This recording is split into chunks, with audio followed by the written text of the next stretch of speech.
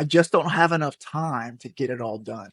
So when I was growing my business, I started my first practice in 2019. My strategy was work harder than anybody else would and treat my patients better than anybody else would. And that strategy worked. Got busy. I started hustling. I got more and more things added to my plate and I actually grew a small team. But eventually, after about a year or two, I looked up and I was completely consumed by the business. The complexities of the business had completely consumed my life, had bleeded into my weekends, early mornings, and I was missing time with my kids. I was missing time with not taking care of myself, and it was really starting to impact my life in a negative way. And here's where I got it wrong. I used to think that growing a business was about doing more things. That the more that I did, the more boxes that I checked every day, the more productive I was, the more things would move forward, the more I'd be able to achieve and grow, and maybe even the more income that I'd make. But what I failed to realize that once my plate was completely full and there was no room to add more things, that more hustle and adding more to-dos was no longer going to move the needle forward. It wasn't until a mentor of mine shared with me that you first have to learn the law of subtraction, meaning identifying the low leverage tasks that you're currently doing.